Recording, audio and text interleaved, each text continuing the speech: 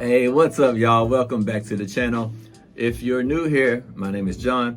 I'm an American that's been living here in China for almost 14 years now.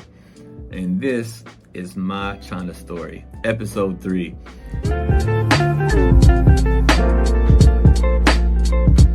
If you haven't seen episode 1 or 2, you might want to watch those first so you kind of know what's going on.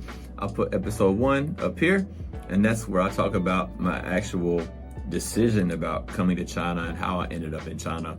And then episode 2, I talked about my actual arrival into China. And today, I'll pick up where I left off with episode 2, and that's gonna be with my very first job here in China. So, as I mentioned before, I got my first job, I got hired and all that stuff. My very first job was at an international kindergarten, and it was right in the middle of downtown Shenzhen. And my house was quite far away. At that time, there was no really good public transport at that time. Like all the subway system stuff that's in Shenzhen now, they didn't exist. And there was a couple that were under construction at the time. Only one was open, but it only had a few stops. It wasn't near my house, and it couldn't get me to and from work. The only way I could get to work was to take the bus, and it was quite a journey, quite a long journey. So my very first day going to work, I go, I try to wear some nice clothes and stuff, and I go over to the bus stop, and I'm waiting on the bus, and the bus pulls up, and oh my God, the bus was packed. It's like jam-packed. There's not a seat on the bus. Everybody's standing smashed together, shoulder to shoulder. So I'm like, nah, forget this. I'm gonna wait for the next bus. And the buses come quite frequent, like every 5 minutes or so. So I'm like, not a big deal. I'm gonna wait for the next one. Next one comes, same thing, jam-packed. So I keep like, I'm gonna wait. So I keep waiting a little bit longer. The next thing you know, I'm looking at the clock. I'm like, man, I'm gonna be late for work. I gotta take this next one no matter what. Bus comes up, probably the worst one I could have got. I had no choice. I got on that sucker, and the door closed, and I'm like shoulder to shoulder with people. I got my computer bag like in front of me. Can't move, can't turn my head, can't do nothing. The door is closed like right on my face. Like my face is like up against the glass of the door. And I have to take this bus like to the very last stop, all the way to the bus terminal. And so every time the bus stops, people are pushing and shoving, trying to get off the bus. And there's other people pushing and shoving, trying to get on the bus. You just keep getting pushed back and pushed back and pushed back till you're like right and smack in the middle of the crowd. You can't do nothing, you can't move, can't do nothing. It was the most uncomfortable bus ride I've ever had in my life. Anyway, eventually the bus gets to the terminal, and I get off the bus and switch buses to another bus, and I have to take that bus to my work. So you take one to the end, transfer another one, and then like that, go to work. On the second bus, I'm riding again for some time, but on that one I actually had a seat because at the terminal you change, there's not people on the bus yet, so you get to sit down. But anyway, I'm sitting down for like 10-15 minutes, then I arrive at the work. So when I get to the workplace, I look like I swam to work because clothes are just soaking wet. It really looks like I swam to work. You can see through my shirt, just sweat. It's so hot and humid here. And also nervous, the nervousness of, the first day of going to work and then surrounded by so many people like that for the first time in my life. And really, really nervous and uncomfortable. So just sweating like crazy. And you get to work, it's okay. My work, they had a free breakfast and free lunch for all the teachers. It's like a regular Chinese breakfast. You get some kind of fried noodles, or like a rice porridge, congee, I guess is what you call it, like a rice porridge, maybe like an egg, something like that. So you get the free breakfast and eat before you go to class. Now, there was a lady who was supposed to be helping me or showing me how to teach, because I had never taught a day in my life. I had no idea what I was doing. But I guess in their eyes, this is a kindergarten. These are little tiny kids. It's like they don't really know if you're a good teacher or not a good teacher, right? They have no idea. And so anyway, the lady, she takes me up to my classroom on my very first day, and she introduces the kids to me. She's like, "Oh, this is your new English teacher, Mr. John, blah, blah, blah." I'm not the only teacher in the class, for the international kindergartens. There's usually 3 or 4 teachers in every class. So there's a Chinese lady, or I could say a lady, she's a young girl. And then she's got an assistant who helps her. And then there's like another lady, like an older lady that they call like an IE. It's like a nanny. She takes care of the kids, like help them to change the clothes and go to the bathroom or feed them and stuff like that. That's her job. And then you have the foreign teacher. So, 4 people in one class. So it wasn't that bad. I wasn't left with like have to manage the whole class by myself. If I was, I think I would have just left. I wouldn't have been able to handle it. When I go in there and the lady's like, okay, this is the schedule, what you need to do. There's gonna be like an English class, and then there's a Chinese class, and then they go play, and then some other stuff, blah, blah, eat lunch, right? So at the end of the day, my schedule was really like 2 classes. Like I have 1 English class, and then they had like a Chinese class, like where they read like a Chinese storybook or something to the kids. And then they had some playtime outside, which at that time I just go outside and play with the kids and have fun. Then they come back inside and have like a snack or something. Then I have another lesson, have lunch. Then in the afternoon, I would teach some other lesson.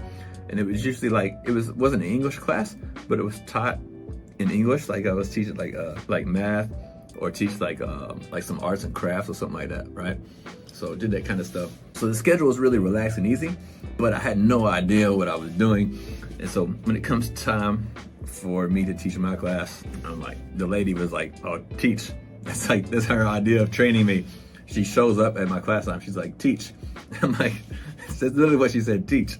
I'm like, I don't know what to do. She's like, well, teach the alphabet first. I'm like, okay. So I'm like, because I got some flashcards, and I start teaching them like the letter A, teach them some words, and play some stupid game that I just made up off my head, like spur of the moment, like just like gotta hurry up and do something. I feel nervous. So anyway, it was the first few weeks were kind of rough, but they started to smooth out, and I started to become a better teacher. And I watched some of the other teachers and learned a lot of stuff from them, and learned how to teach and stuff like that. one of the funny things I remember though, the Chinese teacher, a really young girl, really cute girl, stuff like that. And like whenever I was teaching, like the girl would sit behind the kids and like watch them, make sure that they're, disciplined and they're paying attention, that kind of thing. So I try to do the same too. I think, okay, I'll help her, and I'll sit back here, so if something goes wrong, I can, try to help fix it so they pay attention to her lesson. And also, if I pay attention to her lesson, maybe I can learn some Chinese for free, right? So I'm sitting back here like trying to learn some Chinese. Oh my God, it's impossible. This girl at the school, they have like a uniform for the teachers. They all have like a uniform they need to wear every day. And the uniform is like this pink, like a pink skirt and like a white shirt. And the white shirt's so thin you can see right through it. And but they had to wear this pink skirt. And every single time this girl, I don't know. I can't speak for her. I don't know what's going on, but like, every time she go to teach the class, she sits like, it's like kids sitting like like a half circle, and she sit, in front of the half circle, like in the middle, and she's like sitting here like this, and I'm sitting behind the kids, and I'm looking like at her. I'm like almost like out of eye contact with her, and she teaches the class like this, like. You can't see my legs, but her legs are just wide open like this, and she's teaching the class the whole time with the legs wide open, and I'm sitting back here like trying to learn Chinese, and all I can see and focus on is what's going on right between the legs. I learned absolutely nothing other than just what this girl looked like. That's the only thing I learned for like the first 6 months of it, just like man. So anyway, that was pretty funny experience, like being able to, I don't know what it was, but this went on to a lot of places I worked at. Well, not a lot of places I worked at, but a lot of teachers that I went through, they all did the same thing. And I don't know if it's just a thing these young girls still don't think about or something, but they all teach the class like that. Kind of weird, but enjoyable for me. But eventually, I did start to learn some Chinese by listening. Mostly listening to the kids and listening to how they interact with each other. And I started to pick up some stuff. So then I started trying to basically mimic what they said. And then once I realized that they started to understand me, I started to feel more confident in speaking Chinese. So I started speaking more Chinese after I realized that they could actually understand what I was saying. So I slowly started to get a little bit better and start to learn a few things, but not taking like official lessons or nothing, just learning from the kids and picking up some from the teachers, how they were talking to the kids and stuff like that. Yeah, for my first few months in China, I started speaking Chinese, but I started speaking like kids speak. So it was really hard for me to talk to adults, because oftentimes adults will laugh at me because they would talk to me and I would talk to them like I was like a 3-year-old kid. So they would laugh, like, because my Chinese was like a 3-year-old kid's Chinese and they're speaking like an adult. So I had some really funny interactions with people everywhere I went for the first probably couple of years, to be honest with you. It's quite funny though, quite enjoyable. And at my first job there, I had there's 8 or 9, maybe 8 or 9 foreign teachers, and I actually still friends with most of those teachers to this day. There's a couple of British guys. One was like very Scouse accent. I could never understand what he was talking about. And then there's another British guy. He was quite funny. He's also like me in a way, like kind of blunt and direct, and most of the time, which that's the way I used to be a lot. And so I think we got along pretty well. He was always really nice to me, and we always made lots of jokes and mess around with the girls in the office and have fun and that kind of stuff. So he was really cool. There was a British girl. He spoke like the Queen of England. She was always really funny too, though. She was a nice girl.